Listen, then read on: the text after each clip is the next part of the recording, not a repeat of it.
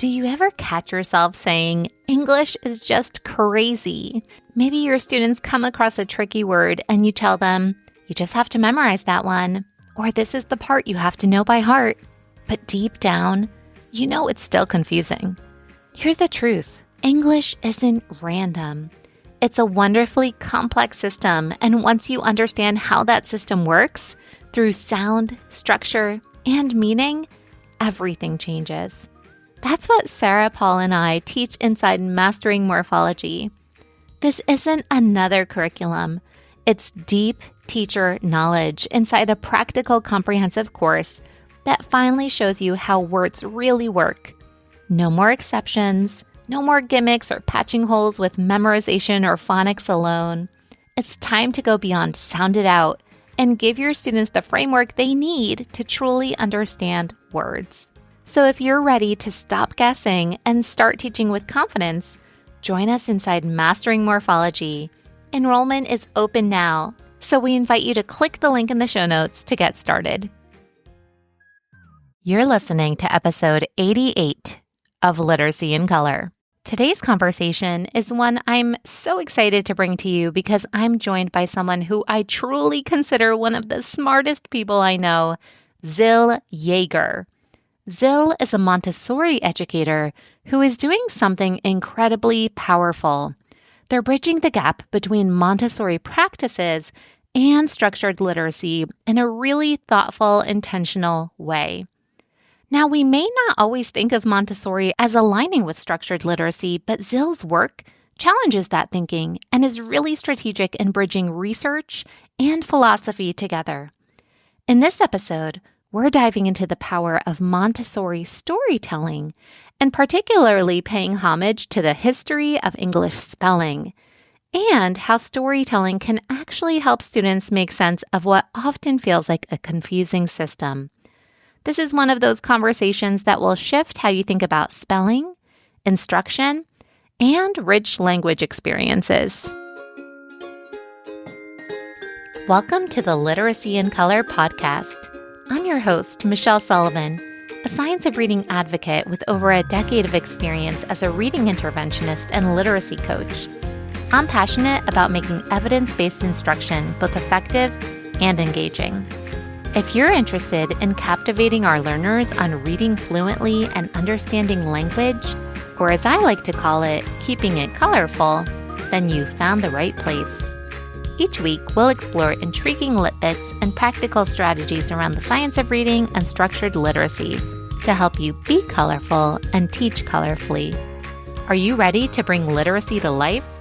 Let's color outside the lines and make an impact together.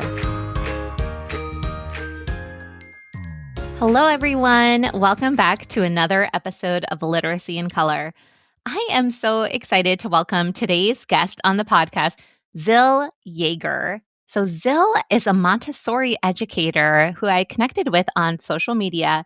And I was telling Zil right before we hit record, they are one of the smartest people I follow on social media. And today we're going to be chatting about the history of English in such a fun and exciting way through the lens of Montessori storytelling. So before we dive in, I just want to say welcome to the show, Zil. I'm so happy to have you here today. Thank you for having me, Michelle. Of course. So maybe you can briefly share your background in education and how you got into this whole realm of Montessori education. Yeah. I was a Montessori child myself from ages 3 to 12. And when I was 21, my primary Montessori teacher, so the teacher who taught me when I was 3 to 6 years old, recruited me to become a Montessori teacher. So I've been in Montessori education ever since. It's all that I know, and it's what I've done. When I was a lower elementary teacher, so teaching first through third grades, I was always really frustrated that I didn't have all of the tools that I felt I needed to support every child in exceeding in their literacy journey. And so I was always turning to literacy specialists at my schools to learn more and gain more information. But it was really during the pandemic that I started a deep dive into structured literacy, started taking different trainings, and really started to think about how to translate what we know from contemporary literacy research through a Montessori lens. I love that. And I remember years ago, you even posted this umbrella of structured literacy and showing like all the different approaches that can live under structured literacy. Like we have an Orton Gillingham approach, but we also have a Montessori approach, and that can live within a structured literacy lens. So the work that you do is so important, and I'm sure all Montessori educators love the insights that you have to share. Thank you. So storytelling plays such an important role in Montessori classrooms. So can you explain why the act of storytelling is this foundational aspect to the Montessori philosophy? Yeah. Storytelling is innately human. Literacy has only been around for about 5,000 years. We know that. But storytelling is this unifying hallmark of our species. Brian Swim is a contemporary philosopher and academic, and he teaches about evolutionary cosmology. And he said, the telling of a story is understood as that which both initiates the young and regenerates the universe. And when he talks about that, he's really talking about cosmic education. So cosmic education is Dr. Montessori's philosophy for how we approach education with children who are between roughly the ages of 6 to 12. I'm going to tell you a little bit about cosmic education, but first I want to give context about Dr. Montessori's planes of development. So she observed these phases or planes of development that were characterized by certain tendencies. The first plane is 0 to 6, roughly. The second plane is 6 to 12. And it's particularly characterized by having a reasoning mind, so a mind that is seeking out great depths of knowledge and understanding, but also a vast imagination. Now, imagination is this powerful tool because it stimulates understanding of new information. When we imagine things, we can activate neural networks that allow us to combine past experiences with hypothetical future possibilities. And part of the reason that we tell stories is to activate children's reasoning minds and give them fodder for their imaginations. We're sparking their imaginations. And so how do we do this? We use this approach called cosmic education. So the aim of cosmic education is for children to recognize the interconnectedness of all things, living and non-living. For them to understand that everything there is, both animate and inanimate, collaborate in the creation of our universe, our world, and our human societies. And it's this notion that every organism has a cosmic task or role to play that supports this sort of balance and harmony. And we want children to understand that humans also have their unique role to play, and that this role must be taken with great responsibility. And so this is something Montessori educators hope to impart to children, for them to discover their purposeful role in society, to discover what their unique passions are and how to meet those passions. We want children to understand they are part of this interconnected web and that they are agents who have the ability and responsibility to impact our world, hopefully for the better. And one of the primary ways that we Montessori elementary teachers convey these principles is through dynamic storytelling. So when we tell stories, we plant seeds of interest and information. We invoke awe and wonder, right? It's a tool to help children feel excited about learning. And we kind of provoke them to seek out new knowledge. Stories also help children build up their background knowledge about all kinds of things. So it gives them that underlying foundation, that mental Velcro to stick new information to. Our stories are typically multisensory.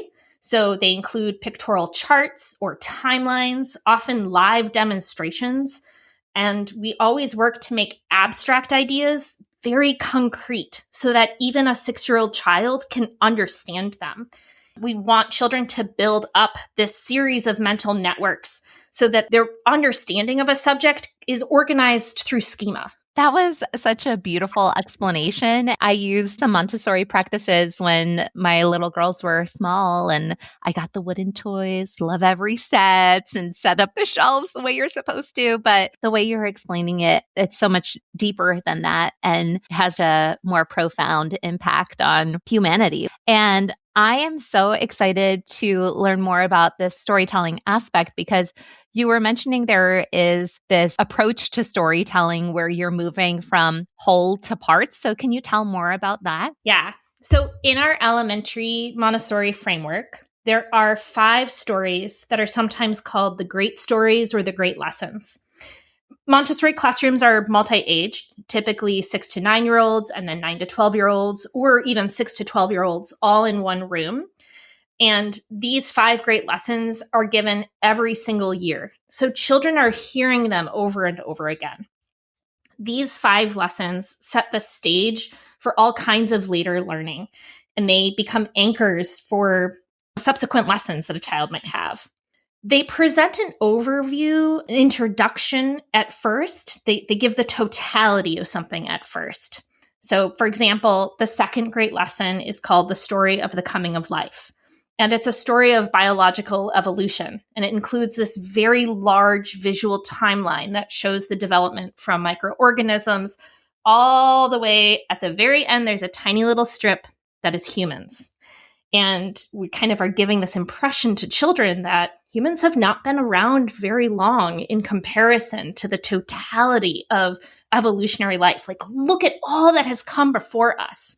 We get to be grateful and express gratitude to all that has come before us, and we need to be protective of the life that has come before humans entered the evolutionary development. So with this hold apart story stretching across the entirety of evolution, it really primes children for later lessons that are called key lessons that might pick up on things like plant classification or learning about the characteristics of different vertebrates and the 5 classes of vertebrates, or studying the impact of various geological features like how ice ages or periods of warming impacted life on Earth. So it gives them a context upon which to draw, as well as a really clear visual timeline of how things have evolved over time. We tell these stories every year so that they might also feel sparked by a new interest each year and decide to pursue learning something new. So maybe one year they're really gangbusters about trilobites, and then the next year it's all about dinosaurs. Who knows? Or I've had children who return to the same subject every single year, but they go deeper and deeper and deeper. And that's kind of the magic of being with your children for 3 or even 6 years, is that you can help them cultivate their interests and really dive deeply into a specific subject if that's what's calling to them. Every time that they're layering on new knowledge, it's still connected to the overall organizing framework of cosmic education, of that interconnectedness. We couldn't have the kinds of plant life that we have today without the amazing seagrasses that exist in the Poseidon Sea, right? Or we couldn't have angiosperms, the flowering plants. Those didn't occur at first, right? That was a development that occurred over time because there's a specific readiness for that to exist.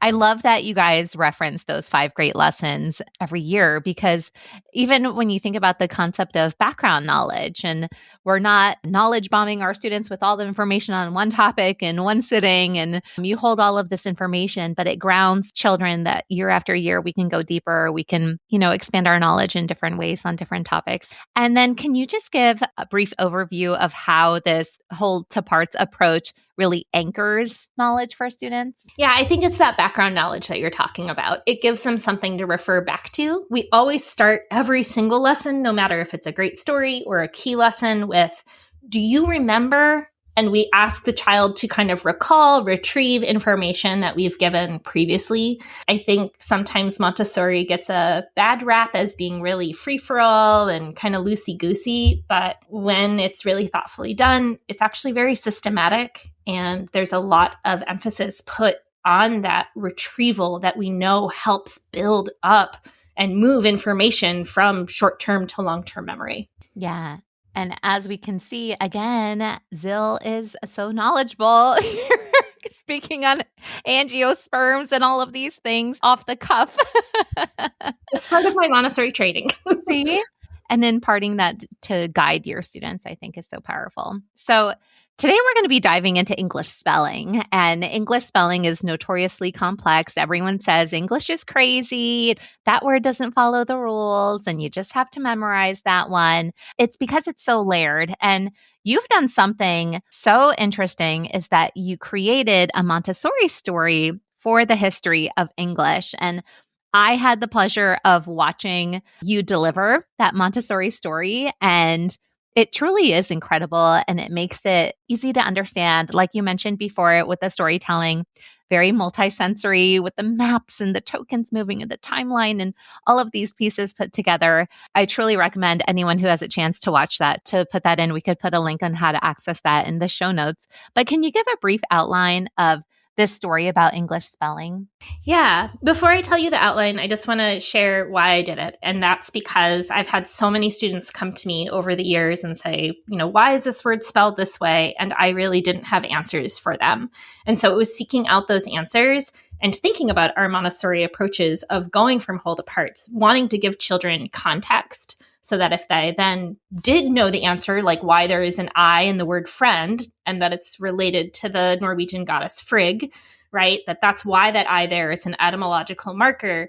I wanted them to understand, well, that's because the Vikings came to England. Like, I want them to understand and connect all of those bits so that it really makes sense within context. Michelle mentioned that there's maps and timelines. I'll just briefly describe some of the materials that I use in this story. So in Montessori, there's a piece of material called the BC-CE timeline, right? So before Common Era and Common Era. And it's a long white strip of paper that's demarcated about every inch or inch and a half. And each inch and a half chunk is a century, right? So it kind of shows how time goes and moves. And it can be used in a variety of stories that have to do with history, so children understand where they're oriented in time. And I also want children to be oriented in space. And so I have a map, a physical map of Europe, and I use little tokens to kind of move along that map as different groups are moving in and out of England. Likewise, I have a little rock that moves along that timeline, and then a variety of cards with pictures of different people or different important historical pieces of information. I always hand out these cards to children when I'm telling a story so that they're like looking for like, oh, I have King Ethelbert of Kent. When is that going to come up? So they know they're staying engaged. And we're kind of laying those along the timeline so they're really understanding that this is dynamic. This is not just words coming out of my mouth. But it's a podcast. So yes, there are words just coming out of my mouth right now. So the story I wrote is not one of the great stories. It would be a story that would be told after our fourth grade lesson, which is called Communication and Signs. The fourth grade lesson is about how literacy developed, beginning with the Sumerians, and how communication through writing is this pivotal point in our human development, right? So this is kind of like a thread picked up upon that thread. And the driving message of my story of English spelling is that English words contain history within them, and that spelling is systematic. So the story is roughly divided into 3 sections: Old English, Middle English, and Modern English. And in each portion, I share different factoids that help children make sense of the complex evolution of our language. So we kind of start even before the Anglo-Saxon tribes. We talk about the Celts and then the Roman invasion during those kind of first 400 years of CE. And then we talk about the Anglo-Saxon tribes and how their kind of eventual unification resulted in the Old English writing system, which was actually very phonetic and transparent. Like, English would be easier if we could write and speak Old English. Talk a little bit about the impact of the Viking invasions and how that actually decimated that writing system. It kind of went away for a long time. How the Norman conquest in 1066 introduced Norman French and Latin back into England. And then the eventual shift over time back to English as the national language and the national written language through both laws and in schools.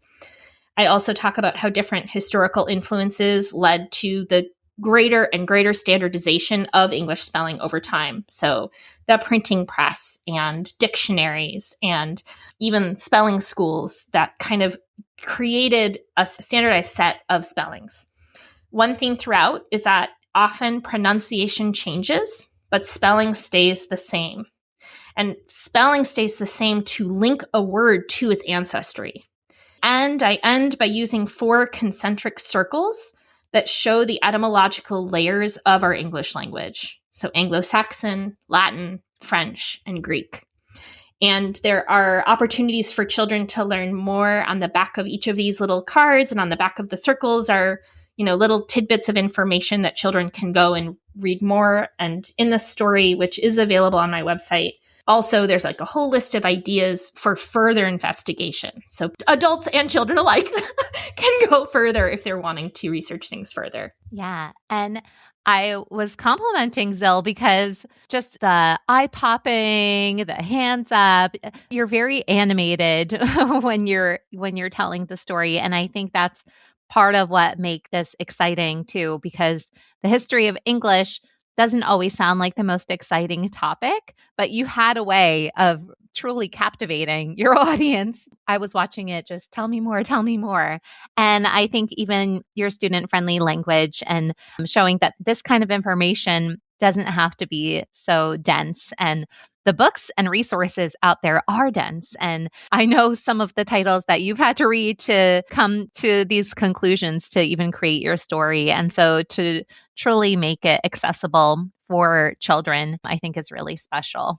Thank you. I do want to say, I'm sure that there are facts that are in my story that are maybe not factual that I've come to, okay, I think this is probably the best knowledge I have at this point. So if anyone does buy it and finds a glaring error, please do tell me. Because I think we're always learning. But I think that that's the point of storytelling too, is that it doesn't necessarily have to be 100%. I'm getting every single little tiny bit of evidence absolutely accurate. It's more I want to impart this idea of evolution of spelling over time to children. Yeah. I love how you even opened with old English words written on a paper and telling students, hey, let's read these. Oh, wait, we don't know these letters. Yeah, when they learn about like thorn and win, the Viking runic letters that were used in Old English, like they're fascinated by that. Yeah, absolutely. The Anglo-Saxon runes. Yeah. That reminds me to another, the High Frequency Word Project by Rebecca Lovelace and Fiona Hamilton, and how even in the word the word that we use in every single sentence, we use it every time we speak. It had a letter thorn that was no longer used. So that concept is in your story, which is amazing. Yeah. Well, it's because of the French scribes came and they were not friendly with those runic letters. And so they just got rid of them. Instead, that's when digraphs were introduced into the English language. So there's all these little tidbits like that. Like if you have kids who are working on words with digraphs, like, and you really wanted to impress upon them, like you could probably tell them about that little tiny story. You don't have to tell the whole story. You can tell little snippets of it to help anchor that information. So children don't think that we're just arbitrarily teaching them and impressing this thing upon them, but rather they're participating in a very long history of literacy. Yeah, absolutely. And so when you're delivering this particular story, how do you think it helps children better understand and navigate the complexities in our language? I think it helps them become curious about language. And that's really my point, is that I don't want to ever just tell a child, this is how you spell it, and you just have to know it. I want them to understand that there are mysteries, that we can go on interesting hunts to discover, like, why are certain letters in a spelling? Or what are the related words to this spelling? And what is the history of this word within our language? When did it enter our language? Okay, these are the people who brought this language. When the Norman French came and there was Norman French and Latin, like over 10,000 words were added to English. Our language kind of became super voluminous. And that is really incredible. So incredible. And for them to anchor it in time and space, like you were mentioning with your visuals, I think is so powerful, because even for me as an adult, I'll read a book and 1066, like that doesn't mean anything to me. But when you see it in the context of other things, or you have a visual to it, it just helps anchor that information in your brain so much better. So can you give an example of how you would introduce this in the classroom setting? Yeah. So in a Montessori classroom, I would give this either to a small group of children who had some of the prerequisites of like the fourth grade story and knew a little bit about the geography of Europe. I wouldn't want them to just put all this new information. I want to make sure they have some background knowledge before I'm telling them this new stuff.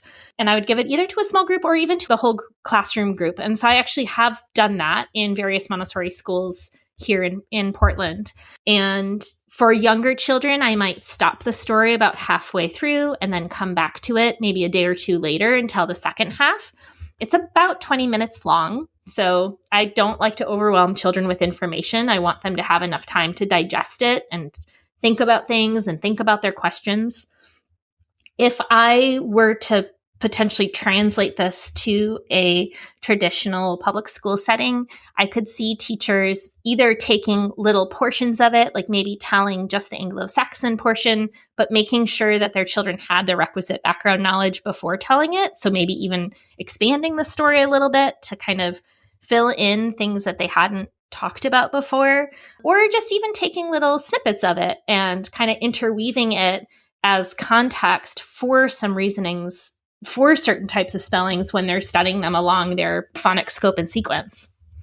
Yeah, that's such a great idea. And I love how there's flexibility in the delivery too. And it takes a craftful teacher to know when and how this would be most appropriate for your students. So thanks for that tip. And then when it comes to Montessori, are your lessons typically delivered in these stories, or do you have other types of lessons as well?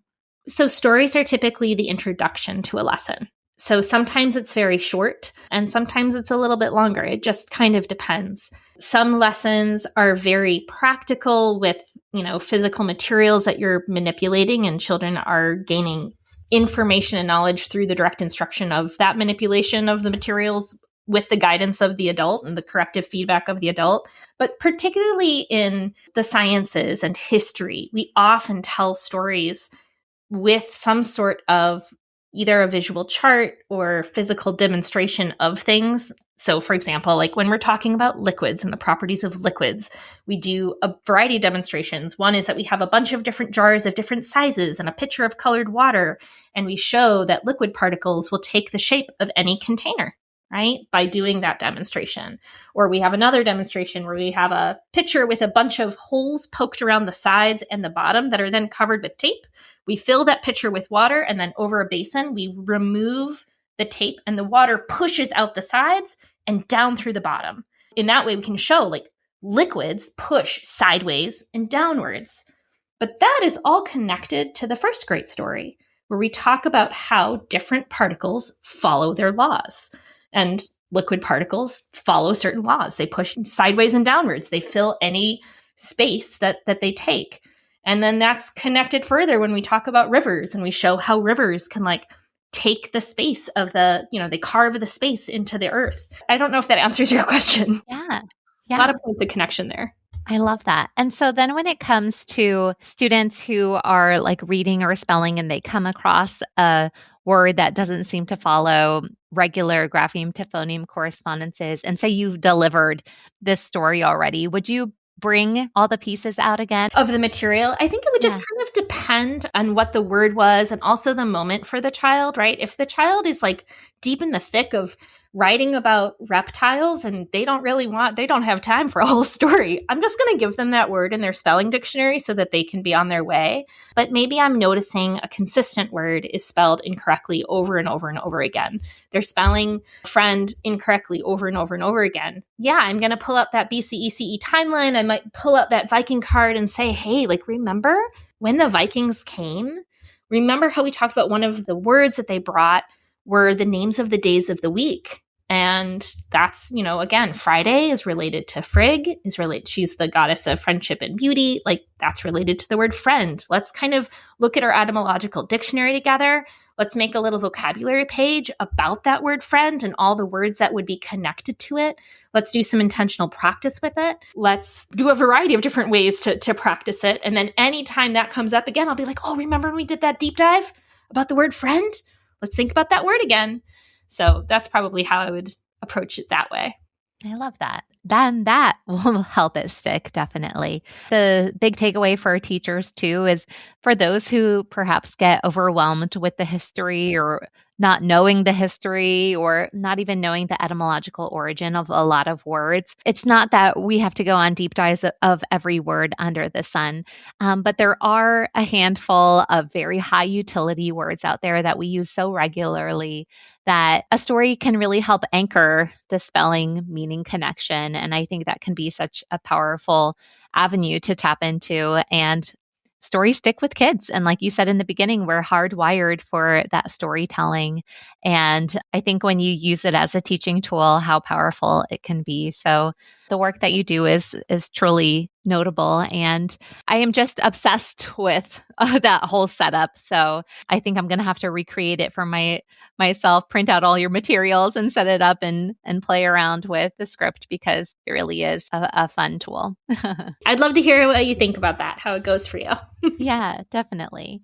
And then for people like me who aren't necessarily trained in Montessori, but are intrigued with this whole aspect of storytelling, what advice or tips do you have? Yeah, so I came up with 3 things. One is to really think about the central message that you're trying to convey in a story and only give the necessary keys. You want to actually leave a little bit of wondering, right? You want the children to be kind of curious. So you'll actually hear me a lot in stories say something like, don't forget to ask me about the story of the word said. I've got a little story for you. Come back and ask me sometime. And the children would, like they do. They're like, oh, remember you're going to tell me about that? And so that allows us to kind of continue to deepen our knowledge of the story. The second is to always be thoughtful of who your audience is, right? I'm going to adjust my story for the age, the stamina, the readiness of the children in front of me. I'm not going to tell the exact story that I wrote to a group of 6-year-olds who don't have the kind of background knowledge that I want to make sure they have. The story, if you do purchase it and you watch the recording, that story I would say is probably appropriate for 3rd grade and above, told in that way, and I would adjust it accordingly in my actual live telling of it, depending on who's in front of me, right? And that's kind of the other beauty of storytelling is that you're not just reading words right off a page, although you're certainly welcome to. Like if it's your first time, like this, there's no problem with that. But that as you get more comfortable with it and as you know your children, you really get to make it come alive for them and read the room and get them excited about what makes them excited. And then the third thing is, this is particularly for my Montessori friends listening to this, is to make sure that if you tell a story, that it's tied in some way to a tangible through line of lessons pretty immediately afterwards. And I say that as someone who's fallen in this trap myself as a Montessori teacher, where I've told a story and then I let it sit for too long. And so I tried to come back to it and there just was not good memory of it, right? So if I'm going to tell the story of spelling on a Monday, then hopefully on Tuesday, maybe I'm gathering up a small group who I've noticed have not been using a marker E at the end of some of their words. And I'm giving a little lesson specifically about that spelling pattern and giving them really consistent practice with that pattern, because we know it's the consistency of practice that also helps words stick. And we know that spelling is a driver of reading, right? We are trying to create this really complete orthographic map for children, a durable mental image of a word and words that are like that word, like that fall in that pattern. And the way to do that is through very systematic retrieval practice and spiraling through our knowledge over and over. So it's not spaced too far, but just enough that they are having to like effortlessly remember that pattern and pull that information back and connect it back to the story they heard. That's such a great tip. And it all goes back to that science of learning and how do we remember? How do we remember words? How do we remember spellings and meanings? And just making sure you're using those practices to anchor all of that in our brains. So you mentioned that in your story, you'll leave little links like, oh, don't forget to ask me about the word said. So do you want to share about the word said? Oh, sure. Okay, so from my understanding, the word said is one of those words where the pronunciation changed, but the spelling stayed the same. And that happened during what's called the Great Vowel Shift, which was something that occurred in the 15th century. It's honestly a little fuzzy for me, all the contributing factors to the Great Vowel Shift, but it was something that occurred. One of the reasons I've heard that the Great Vowel Shift happened was a way for the upper class to distinguish themselves from lower class populations in England by changing their pronunciation of words. But meanwhile, the soup of spelling was like getting increasingly standardized. So the way they said things didn't match up with the way it was spelled. But if we look at the words say, pay, and lay, they follow our pattern of AY at the end of a word spells A, right? And if we look at the words paid, laid, and said, we've got AI in the middle, right? It's not following our A, but we can say like, oh, it might have been pronounced said. So maybe your spelling voice is going to remind you, said. I say it, I said it. There we go. We have pronunciation shifts all over the place in our language. And I think when we're upfront about them very early on, it helps set them up to understand that English is just not this crazy rule breaking language, but that we do have a consistent spelling across the board, and that's what's helpful. And different people pronounce things differently all over the world, and people pronounce differently in different time periods as well. And for that knowledge to be apparent for our students, I think is a helpful anchor for them. Then you're going to have them going, Said, Said, Said, playing around. And then when it comes to learning more about the history of English, do you have any resources or websites that you can recommend to listeners to tap into? Yeah, I mean, there's some that I think you've probably mentioned many times before. I know you had the folks from the High Frequency Word Project on the podcast, and I use that book all the time in my own practice. I think it's really fantastic. Online, I use all the time for a tangible etymological dictionary for children. I really like John Ato's Dictionary of Word Origins. And then I think it's Jess Zassafras has also an etymological dictionary. It's a little bit more friendly for younger kiddos, although it doesn't have a ton of words. For background knowledge for adults, David Crystal is an author that is one of my favorites. He wrote Spell It Out. And David Sachs wrote a book called Language Visible, and it's the story of the alphabet, which is really interesting because the Latin alphabet that originally came didn't have all 26 letters. And so that's something that English has had to contend with over time, and the influence of the printing press and its impact on which letters were used and when is really interesting. Yeah, those are some of my favorites. Awesome. So we could link all of those in the show notes. And again, some of these titles are dense reads. And so when we tap into Zil's resource about that spelling story, it really is something that is easy to understand, I think, for children and for adults. So thank you so much for sharing your passion for storytelling, the background about Montessori storytelling. To me, it's very exciting. And I hope this episode is valuable to everyone listening, and especially to Montessori educators listening in. And I appreciate you and all the work that you do. And can you share a bit about where listeners can connect with you further? Feel free to find me at my website, which is www.ziljaeger.com. You can find me on Instagram, though I don't post as much these days, but there's a lot of back posts that you're welcome to dig into. And I am very friendly in the DMs, so feel free to DM me or send me an email. Awesome. Well, thank you so much again for coming on the show. Thank you for having me. Thank you so much for tuning into Literacy in Color. I hope today's episode left you feeling both inspired and equipped with something new to add to your teaching toolkit. If you're enjoying this podcast, it would truly mean so much to me if you'd leave a 5-star review. It helps other educators find the show and join our colorful community. And don't forget to hit the follow or subscribe button so you never miss an episode. For more tips, tools, and resources, be sure to check out the links in the show notes at michelleandthecolorfulclassroom.com. Thanks again for listening, and I'll catch you next week. Until then, be colorful and teach colorfully.